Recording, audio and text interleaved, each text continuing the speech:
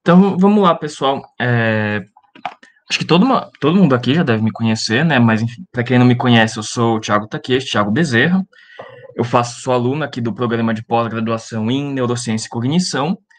E no meu projeto de mestrado, né, eu venho trabalhando com modelos computacionais, mais especificamente, né, modelos computacionais da esquizofrenia.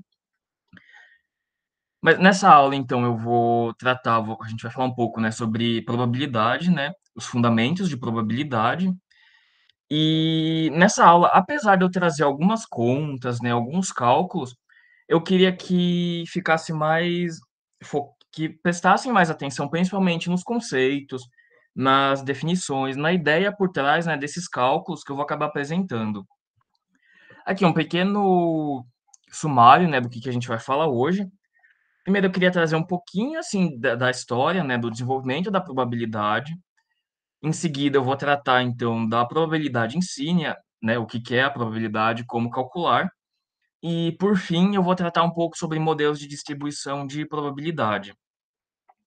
E aqui, principalmente, focar nos modelos contínuos. Então, aqui, para começar, falar um pouquinho da história da probabilidade. Em comparação com os outros ramos da matemática, com as outras áreas de estudo da matemática, é bastante interessante que a probabilidade, teoria da probabilidade, né, ela tem um histórico relativamente recente. Então, aqui, por exemplo, em uma correspondência, né, entre Pascal e Fermat, que são dois matemáticos bastante importantes, bastante famosos, que foi desenvolvido as bases, né, dessa teoria matemática da probabilidade. E isso em 1654. Se a gente vai comparar com aritmética, geometria, assim por diante, é, a probabilidade ela tem um surgimento muito recente. Depois disso, vem Huygens e escreve o primeiro tratado formal, né, de probabilidade, que ele formaliza daqueles conceitos desenvolvidos por Pascal e Fermat. E aqui, né, nesse tratado, que ele introduz o conceito de esperança matemática, o valor esperado, que num certo sentido, né, é uma generalização da ideia de média. Isso para vocês verem, né, isso em 1657, só que vai surgir então essa formalização do conceito de média. Em seguida, Bernoulli ele vai desenvolver no seu tratado, né, Ars Conjectandi, as ideias que hoje são conhecidas como distribuição de Bernoulli e o teorema de Bernoulli, que são bastante importantes, né, para a teoria da probabilidade. Mas depois dele vieram o Moivre, Daniel Bernoulli, Euler, Lagrange e Laplace, tudo aí por volta de 1600, também 1700, 1800, né, desenvolvendo então a teoria da probabilidade. Eu achei interessante começar essa aula com essa brevíssima história, né, da probabilidade, exatamente para trazer, mostrar, ilustrar, né, para a gente aqui que os conceitos de probabilidade eles são muito recentes, principalmente se a gente compara com os outros conceitos na matemática. Então, às vezes, quando a gente está lidando com probabilidade, não é incomum a gente cometer algum erro conceitual ou até algum erro no próprio pensamento, né, quando a gente está trabalhando com probabilidades. E um dos motivos possíveis, né, dessa maior dificuldade da gente trabalhar, lidar com probabilidade, com evento aleatório e tudo mais, seja por conta da probabilidade ser uma coisa mais recente, né, dentro da história da matemática, dentro da ciência, né. Então eu fiz esse adendo, né, mais por conta dessa recência, né, do desenvolvimento da probabilidade. Mas enfim, depois dessa breve história, vamos começar agora de fato, né, o que que é probabilidade. A probabilidade ela pode ser tratada tanto como um campo da matemática, né, que vai estudar os modos ou quais são as chances que a gente consegue atribuir para que um evento aleatório ocorra. Ou seja, esse campo vai estudar basicamente então esses fenômenos, esses eventos aleatórios e tentar atribuir uma medida, um valor a esses eventos. Além disso, também, pelo termo probabilidade, a gente pode se referir ao valor associado à chance de que o evento aleatório ocorra. Então, probabilidade pode ser, quando a gente usa esse termo na probabilidade, pode ser tanto um campo da matemática, quanto um número, o valor em si de um determinado evento aleatório, né? Então, aqui, para começar, o primeiro conceito ou definição que eu queria trazer aqui para a gente é de experimento aleatório. Então, basicamente, um experimento aleatório são experimentos que eles não produzem o mesmo resultado, mesmo quando a gente, mesmo quando eles são repetidos, né, nas mesmas condições. E o contrário de um experimento aleatório é chamado de um experimento determinístico. Tá aqui alguns exemplos, né, de experimento aleatórios. O primeiro que eu trouxe aqui é em relação ao lançamento de um dado. Então, quando a gente lança um dado de 6 lados, os resultados possíveis são 1, 2, 3, 4, 5 ou 6. E mesmo que a gente lance esses dados várias e várias vezes, o resultado que a gente vai obter, ele vai ser diferente. Pode ser que repita, né, o número 1, o número 2, mas, enfim, de qualquer forma, quando a gente lança esse dado, o valor que a gente vai obter, a face que a gente vai obter, ela vai ser variável. Então, também, se a gente, por exemplo, agora considerar experimento aleatório, lançar um dado duas vezes, a gente vai ter essas duplinhas, né? Pode ser que o primeiro dado saia 1, o segundo dado saia 1 de novo, mas pode ser que o primeiro dado saia 1, o segundo 2 e assim por diante. Então, de novo, aqui, mesmo que a gente esteja lançando dois dados, o resultado que a gente vai obter com esse experimento, com esse processo, né? A gente não consegue determinar de antemão. Também a mesma questão se a gente lançar uma moeda, por exemplo. Então, os resultados possíveis desse lançamento é cara ou coroa. E se a gente lança duas vezes, então a gente vai ter também essas duplinhas, né? De cara coroa cara ou coroa coroa. Mas é interessante que um experimento aleatório, ele pode ter um caráter um pouco mais geral também. Então, aqui, o número de livros vendidos em uma livraria durante um dia, ele é também um experimento aleatório. Porque imagina, se a gente vai hoje e confere quantos livros uma livraria vendeu, a gente obtém um número determinado. No dia seguinte, se a gente for e medir, né, verificar, né, quantos livros essa livraria vendeu, a gente vai obter um valor diferente. Então, se a gente repete esse processo vários dias, né, ao longo do tempo, esse número que a gente vai obter, que a gente vai estar observando, ele vai variando dia a dia. Então, a gente também pode olhar para esses números de livros vendidos como um experimento aleatório, como um fenômeno aleatório. Além disso, se a gente pegar, por exemplo, o número de peças quebradas em um lote, em uma linha de produção, isso também pode ser caracterizado ou tratado como um experimento aleatório. Exatamente porque a gente vai pegar um lote, verificar quantas peças estão quebradas nesse lote. Sei lá, a gente viu que 10 peças estão quebradas. Se a gente for olhar para o lote seguinte, a gente pode ter um número diferente. Pode ser que nesse lote a gente tenha 12 peças quebradas, 13 peças quebradas. Então, nesse contexto, a gente também pode tratar, né, isso como um experimento aleatório. Mas aqui também, mais três exemplos que mostram uma certa sutileza nessa definição, que um experimento aleatório, ele não necessariamente é algo que a gente tem que fazer ou medir, né? Por exemplo, um lançamento de um dado é algo que a gente faz, né? Ou no caso do número de livros, lote vendido, também a gente tem uma certa agência, né, sobre isso. No caso, por exemplo, de medir a concentração de cortisol no sangue, no peso de um encéfalo humano, ou no tempo que o animal explora um objeto, esses são três exemplos de experimentos aleatórios, só que a gente não interfere diretamente nesse resultado. Então, a concentração de cortisol no sangue também, ela é uma medida que ela pode variar aleatoriamente, né, entre as pessoas, e a gente não é a gente que vai determinar qual é essa concentração, determinar no sentido de que não é a gente que vai lançar, por exemplo, um dado e daí obter um resultado. Então, aqui nesses exemplos que eu quis trazer, é que a gente não precisa, a gente não é um agente que conduz um experimento, por exemplo, para que ele seja um experimento aleatório. Esse é um detalhe, né, dessa definição de experimento aleatório. Então tá. Dois outros conceitos que é importante a gente ter em mente em relação ao espaço amostral e evento. O espaço amostral, então, ele é basicamente o conjunto de todos os resultados possíveis do experimento aleatório, que depois eu vou mostrar alguns exemplos. E um evento, ele vai ser basicamente, então, um resultado possível ou um subconjunto de resultados possíveis, né, de um experimento aleatório ou desse espaço amostral. Então, aqui, por exemplo, se a gente pega o lançamento de um dado, a gente tem que o espaço amostral é esse conjunto, aqui esse conjunto E, que ele é composto pelos números 1, 2, 3, 4, 5 ou 6, que são exatamente os resultados possíveis, né, que a gente pode obter nesse lançamento, e são eventos desse espaço amostral desses subconjuntos, o número 1, o número 2, ou o subconjunto com os números ímpares, né, desse lançamento do dado, ou o subconjunto com os múltiplos de 2, os múltiplos inteiros de 2, né? Esses daqui são exemplos, então, desse espaço amostral. No lançamento da moeda também, a gente tem que o espaço amostral, então, vai ser esse conjunto E, que é cara ou coroa, e que, portanto, os eventos que a gente vai ter vão ser só se a gente tira cara ou se a gente tira coroa.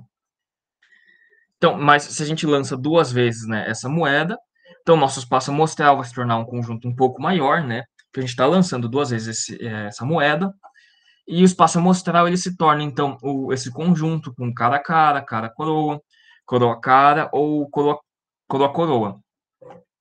E, portanto, né, os eventos desse espaço amostral vai ser cada um desses elementos aqui, que a gente pode obter nesses dois lançamentos.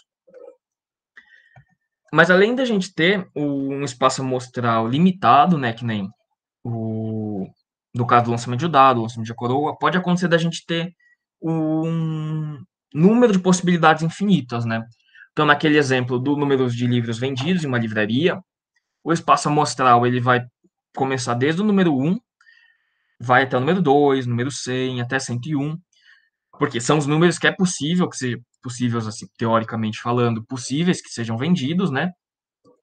E ele é infinito porque virtualmente poderia ser vendido um número infinito de livros, né? Concretamente, falando aqui em termos reais, isso não é possível, mas no sentido teórico, né, no sentido mais matemático, o espaço amostral desse contexto ele seria esse conjunto então infinito, que vai de 1 até vai de 1 até o indeterminado, né? E aqui são exemplos, né, do número de livros que poderiam ser vendidos em uma livraria. A gente tem um livro vendido, 100 livros vendidos, 1000 livros vendidos, assim por diante. É que só um detalhe, é que mesmo que a gente tenha, por exemplo, uma chance zero, uma chance nula de ter vendido, sei lá, 1 bilhão de livros, ainda assim, esse número pode estar dentro do nosso espaço amostral.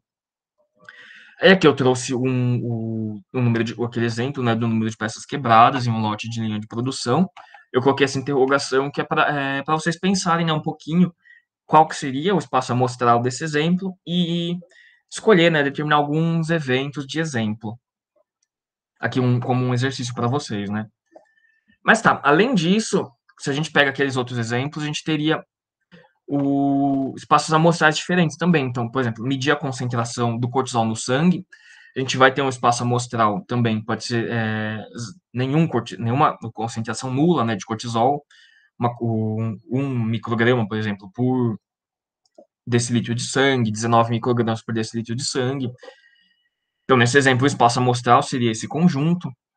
Se a gente está olhando para o peso de um céfalo humano, o espaço amostral ele já é um conjunto um pouquinho diferente, porque nesse caso a gente teria o peso, uma medida contínua, né? Então, a gente pode obter um peso de 1.300 gramas, acho que aqui está errado, mas aqui seria 1.300 gramas, vírgula 1.279 gramas. Então, no caso do peso do encéfalo humano, ela seria uma medida, uma variável contínua, e, portanto, o nosso espaço amostral ele também vai ter essa característica, né, de ser um espaço amostral contínuo. E, da mesma forma, se a gente for olhar para o tempo que um animal explora um objeto, né, o espaço amostral ele vai ser também um espaço contínuo, isso porque a gente pode pegar virtualmente qualquer duração, né, possível, então 0 segundos, 0,1579 segundos, 10 segundos, 100 segundos, enfim. Então, esse espaço amostral ele também é um espaço infinito, com essa característica de ser um espaço amostral contínuo, né? Entre qualquer dois números, seria possível que a gente obtesse o intermediário, né? Aqui também eu deixei os eventos desses espaços amostrais como para vocês pensarem um pouco, né?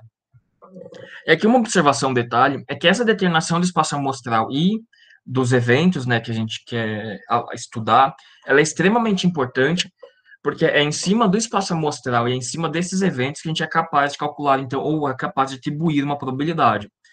Então, apesar daqui parecer uma exposição um pouquinho mais teórica, um pouquinho mais abstrata, essa determinação do espaço amostral, ela vai ser essencial e crucial quando a gente for entrar na questão de distribuições de probabilidade e para o cálculo da probabilidade em si, né? Só que tá, a gente definiu que a probabilidade, a gente já tem um pouquinho nessa ideia do que é um espaço amostral, ou seja, todos os conjuntos de possibilidades e de um evento. A gente entra agora então no cálculo em si da probabilidade. Aí, de novo, o cálculo de probabilidade, ou a forma que a gente vai calcular essa probabilidade, vai depender do tipo de espaço amostral e do evento, né, do experimento aleatório que a gente está considerando. De novo, a probabilidade ela é sempre calculada em relação ao evento daquele espaço amostral que a gente já determinou. E a probabilidade ela tem algumas características, algumas propriedades interessantes, porque, primeiro, a probabilidade, então, do nosso espaço amostral ela vai ser sempre 1, ou seja, a probabilidade de que alguma coisa aconteça é sempre 1, ou seja, é sempre certo que alguma coisa vai ter que acontecer. Aqui em termos aleatórios, né, do experimento aleatório. Além disso, a probabilidade ela é sempre um valor, um número, que varia entre 0 e 1. Não existe probabilidade maior que 1 e também não existe probabilidade negativa, né? Exatamente porque se a gente atribui, né, ao espaço amostral essa probabilidade de 1, que é a probabilidade máxima, que é aquela certeza de que algo acontece, não tem como ter uma probabilidade maior que essa certeza, né? Ou seja, que tem uma probabilidade maior que alguma coisa aconteça. Até por conta disso que essa probabilidade vai ser sempre um número entre 0 e 1.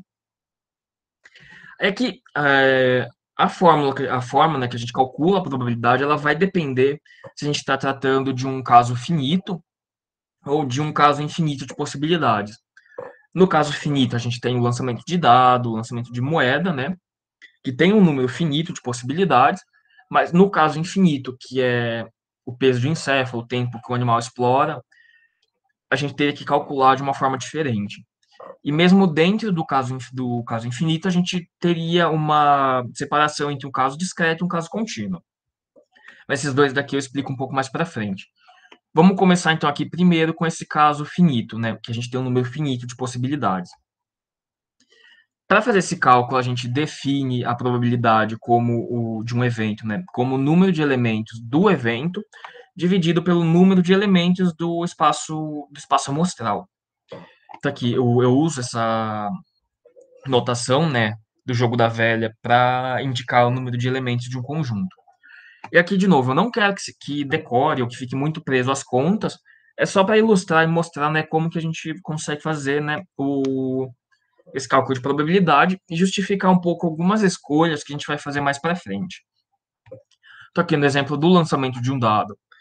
A gente tem que o espaço amostral é aquele conjunto do número 1 até o número 6.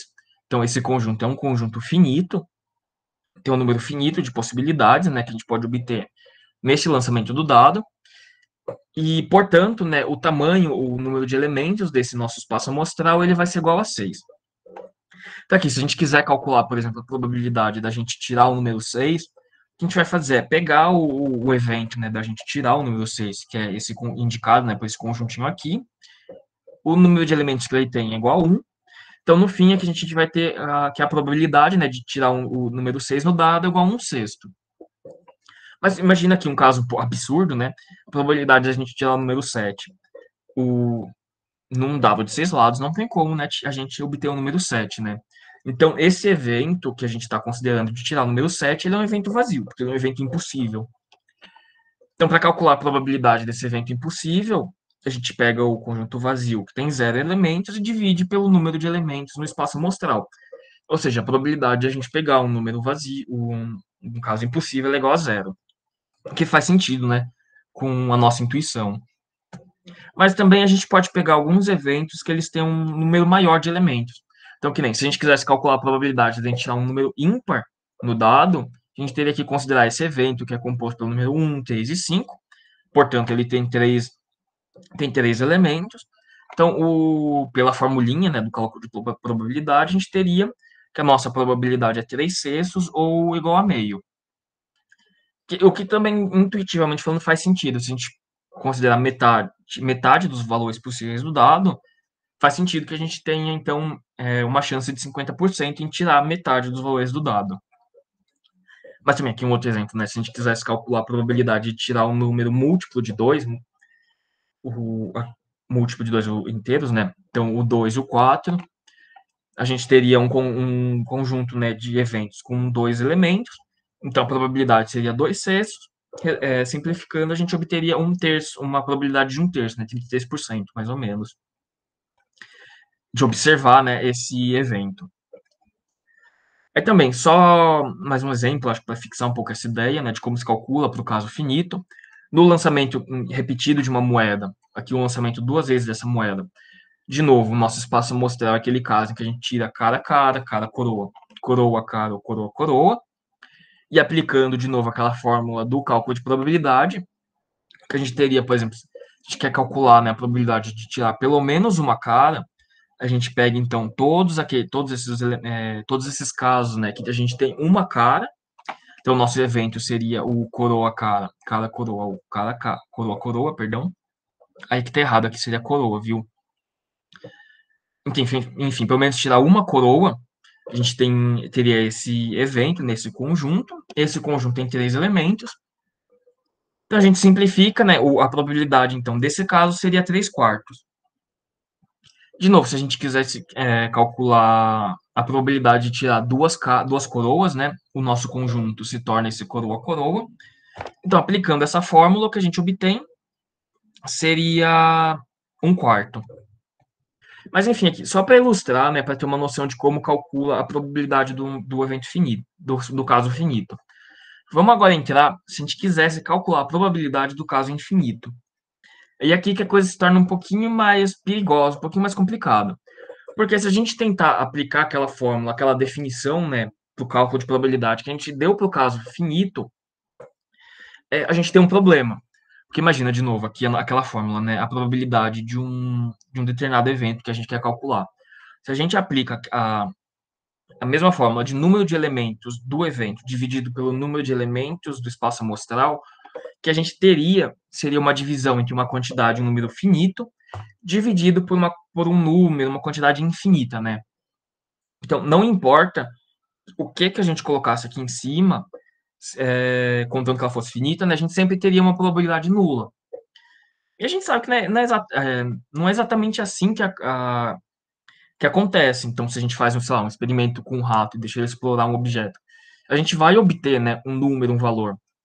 Então, essa definição da probabilidade que a gente usou para o caso finito, ela não faz muito sentido quando a gente tenta estender ela para aquele caso, para os experimentos aleatórios com espaço amostral infinito.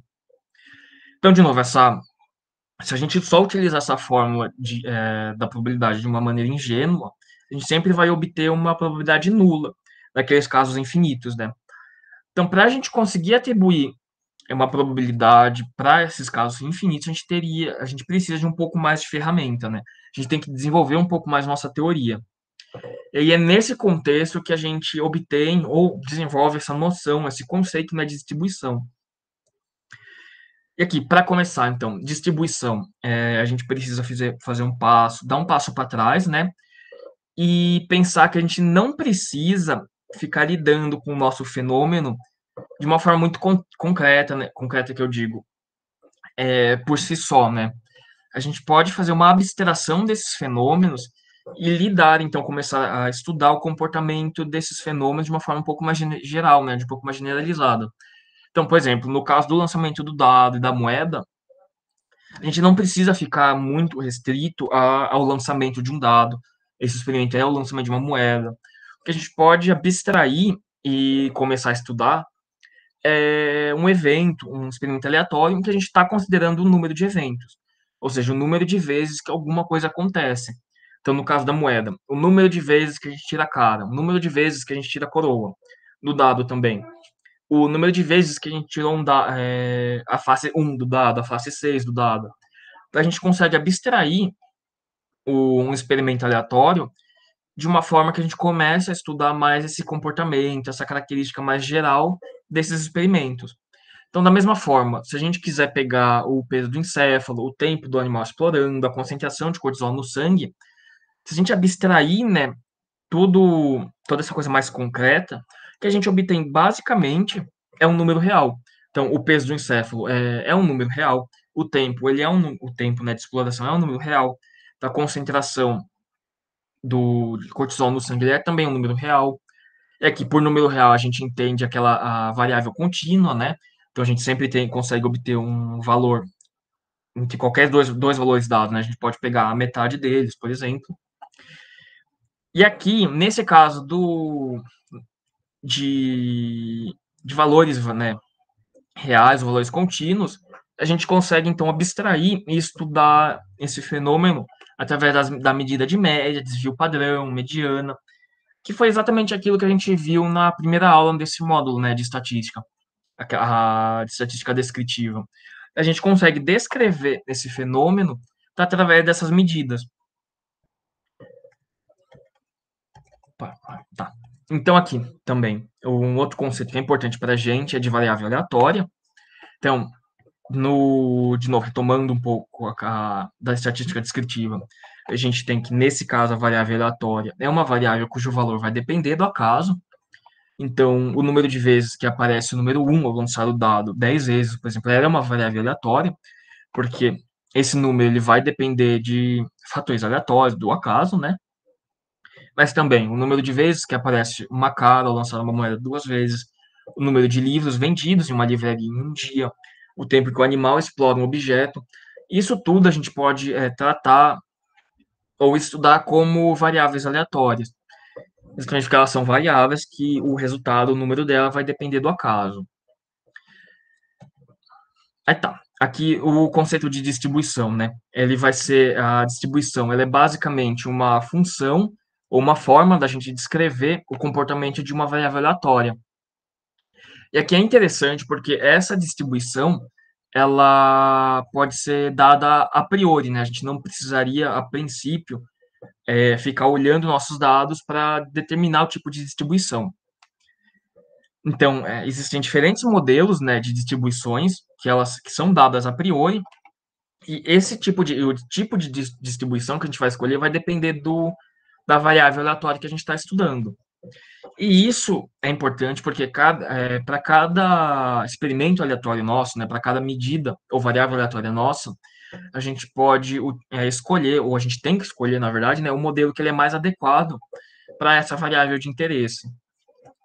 E aqui também é extremamente importante ter essa noção de distribuição, esse conceito de distribuição, né, porque vai ser o que basicamente vai fundamentar, né, as contas que a gente utiliza para fazer o teste de hipótese, que vai ser exatamente o que a gente vai ver na próxima aula, né, de introdução à inferência estatística. Mas enfim, então, como que a gente obtém, né, uma distribuição, então, de experimento, ou de um fenômeno, né, que a gente está estudando? Então, aqui, imaginar que a gente já determinou, né, a gente vai tratar o nosso fenômeno, o nosso experimento, como um experimento aleatório, ou seja, a variável, o dado que a gente vai obter, ele depende, né, do acaso. A gente não sabe de antemão qual vai ser o resultado. Então, nesse fenômeno, nesse experimento, a gente faz essa coleta de dados, e com essa coleta de dados, a gente obtém, então, a distribuição. E essa distribuição, ou seja, a gente monta um histograma, e a gente observa, então, como esses dados, como essas medidas estão distribuídas entre os valores que a gente obteve. Então, aqui, por exemplo, nesse histograma, a gente teria os valores possíveis que a gente obtém, né, nessa coleta de dados, e aqui a gente teria o número de vezes, o número de casos que a gente observou esse determinado dado. Então, aqui, por exemplo, mais ou menos no número 20, né, a gente observou um pouquinho mais que 100 casos. Então, fazendo esse processo de coleta, né, que a gente constrói essa distribuição e a gente começa a observar o comportamento, né, desses nossos dados. Para que a gente vê que, mais ou menos, né, a gente consegue traçar uma curva aqui, bem feinha, mas a gente, enfim, traça essa curva, né? E a gente já vê que, mais ou menos, esses dados eles são distribuídos de uma forma simétrica, né? A gente tem quase tantos dados desse lado quanto tem desse. A gente já observa mais ou menos a média, ela ficaria aqui nesse ponto. Então, fazendo essa construção essa análise, fazer esse processo, né, de coleta e construção analisando, né, como esses dados se distribuem, que a gente obtém, então, a distribuição do nosso dado de interesse. E aqui um detalhe que é bastante comum a gente relativizar, né, o, o número de casos, né, a frequência que a gente observou em termos de probabilidade. Então, em vez de a gente falar que a gente teve 100 casos, né, ou 120, por exemplo, a gente relativiza no gráfico, né, essa probabilidade que a gente obteve. Então, a gente, em probabilidade de obter, né, o valor 20 aqui, seria por volta de 0,200. Isso daqui, essa ideia, né, de relativizar pela probabilidade, ela é importante, porque quando a gente entrar no caso dos distribuições contínuas, a gente não vai observar mais a frequência, né, mas exatamente uma probabilidade, ou mais especificamente na densidade de probabilidade de obter um determinado valor. Mas, enfim, tendo essa noção de como se obtém e constrói e como que a gente faz a coleta de dados e estuda qual é a distribuição desses dados, é importante aqui ter em mente, né? Mas, enfim, que nem eu tinha comentado, as distribuições, existem vários modelos já que são a priori, né, modelos de distribuição, né, que eles são dados a priori. Então, aqui no caso dos modelos discretos, a gente tem o modelo de Bernoulli, o modelo binomial, hipergeométrica, geométrica e de Poisson. E no caso dos modelos contínuos, a gente teria os modelos de distribuição uniforme, exponencial, gama, beta e o normal, a distribuição normal, né? Aqui, para diferenciar, então, se a gente tem que escolher, se a gente adota, né, um modelo discreto, um modelo contínuo, para caracterizar nossos dados, a gente tem que considerar o seguinte: se a quantidade de casos possíveis ela é numerável, ou seja, se a gente consegue contar o número de casos possíveis, então a gente adota o modelo discreto. Então, por exemplo, né, casos em que a gente usaria um modelo discreto, se a gente tivesse interessado em estudar número de casos que alguma coisa acontece, número de eventos que alguma coisa acontece, número de sucessos de um evento, por exemplo. E com essa característica, né, que a gente determina, então, se o nosso dado segue ou não o modelo discreto. Aqui, no caso dos modelos contínuos, então, é um pouco diferente, que é se a gente tem um número contínuo de possibilidades. Ou seja, se a gente está lidando, né, tratando de uma variável contínua ou aquela variável intervalar. Então, a gente pode obter um número 1, mas a gente pode obter um número meio. A gente poderia obter, né, um valor de π, metade de π ao quadrado, enfim.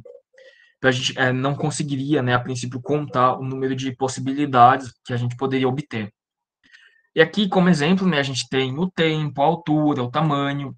Todas essas medidas, elas são contínuas, né? Então, a altura, a gente não consegue contar quantas alturas são possíveis a gente obter, exatamente porque é infinita e tem essa característica contínua. Mesma coisa para o tempo e para o tamanho. Aqui nessa aula eu vou focar um pouco mais em apresentar o modelo binomial, o modelo de Poisson, no caso discreto, e o modelo uniforme, e a distribuição normal, porque são modelos que geralmente aparecem que são mais comuns, né, de aparecer. Estou aqui começando nas distribuições para o caso discreto. A distribuição binomial, então, a gente utiliza essa distribuição, a gente aplica, né, nos casos em que a gente está interessado em estudar a probabilidade de um número de sucesso em N tentativas. Então, por exemplo, a gente lança uma moeda N vezes e a gente quer contar o número de caras, ou a gente lança um dado N vezes e a gente quer contar o número de vezes que o número 6 aparece. Então, nesse caso, sempre que a gente tiver um experimento ou tiver um fenômeno em que a gente está avaliando o número de sucessos ou o número de casos que a gente observa em N tentativas, a gente está lidando, então, com um fenômeno, né, ou com um caso que ele vai seguir essa distribuição binomial. Aqui, de novo, eu trouxe, né, a fórmula, né, do caso da distribuição binomial, mas aqui eu não vou entrar muito em detalhes, até por conta do tempo. Mas só para ilustrar, né, para vocês que a distribuição binomial ela segue, né, essa fórmula, essa carinha aqui. Em seguida, a distribuição de Poisson, a gente utiliza quando a gente está interessado em estudar um fenômeno, algum experimento aleatório, em que a gente vai avaliar o número de eventos que vão ocorrer em um intervalo de tempo, né, um intervalo de tempo fixado, ou sempre que a gente estiver interessado em estudar alguma taxa, alguma frequência, né? Então, por exemplo, aqui o número de chamadas por minuto, em 10 minutos, né, que uma atendente de telefone recebe, é um experimento, um fenômeno aleatório que segue a distribuição de Poisson, exatamente aqui, porque a gente está interessado em ver qual é a quantidade, qual é o número, né, de eventos, o número de ocorrências de um determinado evento dentro dessa janela de 10 minutos, mas também aqui, já puxando para o contexto da neurociência, né? O número de potenciais de ação em uma janela de tempo, ela também segue essa distribuição de Poisson. Exatamente porque a gente tem um número de eventos e que a gente quer estudar ele dentro de uma janela de tempo.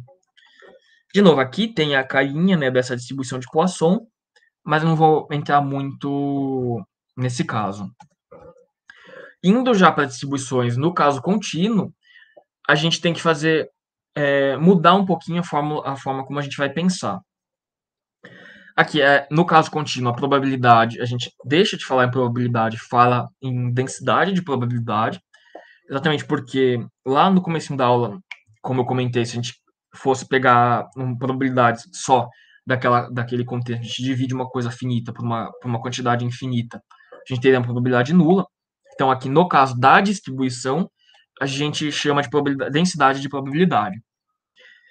E como se comporta essa distribuição, ou como se comporta nessa densidade de probabilidade, ela vai ser dada por uma função específica para cada modelo.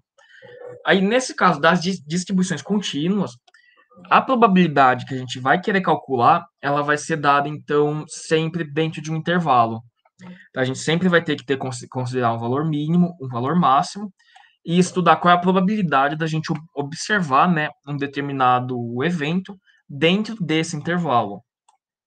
E por que a gente faz isso? Exatamente porque, no caso contínuo, para que a gente consiga calcular ou atribuir uma probabilidade a um evento, a gente precisa calcular a área de baixo, de baixo, né, da distribuição de probabilidade, né, do fenômeno que a gente está estudando.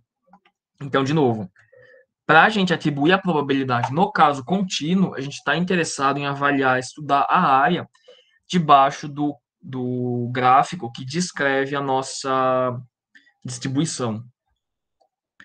Então, por exemplo, né, nos casos de modelo contínuo, né, para a gente calcular a probabilidade, né, a gente teria que considerar um intervalo. Então, no exemplo do cortisol, a gente pode calcular a probabilidade de obter um valor entre 10 e 25 microgramas por decilitro.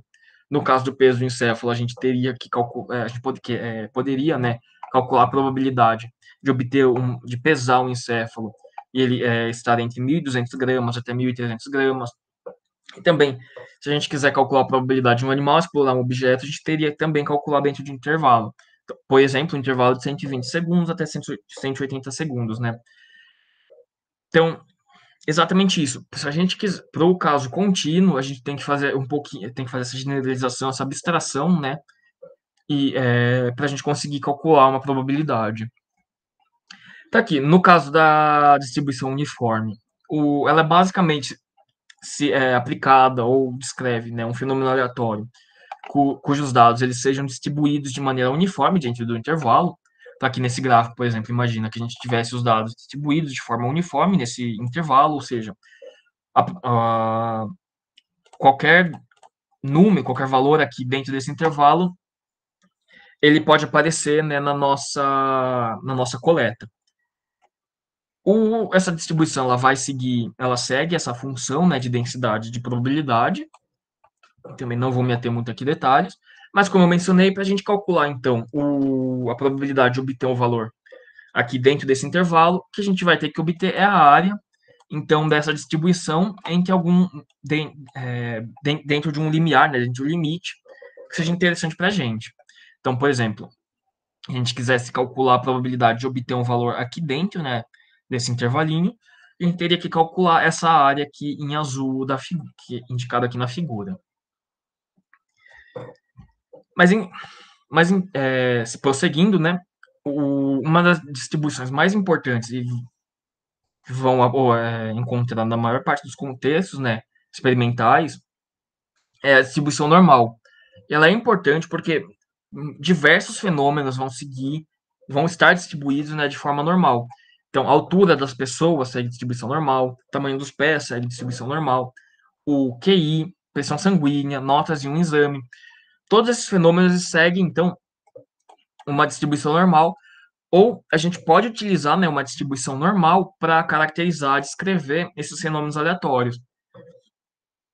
E a distribuição normal ela é bem interessante, porque nesse caso os dados eles estão distribuídos de maneira simétrica em torno da média, né? Distribuídos de forma simétrica em torno da média, com desvio padrão, dando quão dispersos esses dados vão estar em torno dessa média. Aqui, de novo, eu trouxe a fórmula, a fórmula ou a função que descreve a distribuição normal, mas eu não vou entrar de novo em muitos detalhes. É que só uma observação que no caso da distribuição normal é bastante comum a gente chamar o valor que a gente está o valor obtido, né, de score z. Ou seja, também é comum chamar de score z a variável aleatória. E de novo, se a gente quiser calcular a probabilidade, a gente vai estar interessado em calcular a área, né, dentro da área da distribuição dentro de um intervalo. Então aqui, por exemplo, né, se a gente quisesse, sei lá, calcular a área entre o ponto, né, menos 1,80 até o ponto menos 0,35. Então, essa probabilidade que a gente vai calcular, a gente vai obter avaliando essa área, né, aqui embaixo do gráfico, e utilizando, né, o computador, a gente obteria uma probabilidade de 0,32. Mas se a gente quiser calcular, por exemplo, a probabilidade de obter um valor, né, entre menos 1,30 e 2,50, a gente, de novo, teria que obter essa área aqui em azul, essa área de baixo do gráfico, e a gente obteria, então, nesse contexto, uma probabilidade de menos 1,30 ou, perdão, uma probabilidade de 0,90, né? Para esse intervalo indo de menos 1,30 até 2,50. Aí tá, por que eu fiz toda essa história, toda essa questão de cálculo de probabilidade do contexto do caso contínuo, ou que a probabilidade está associada a uma área?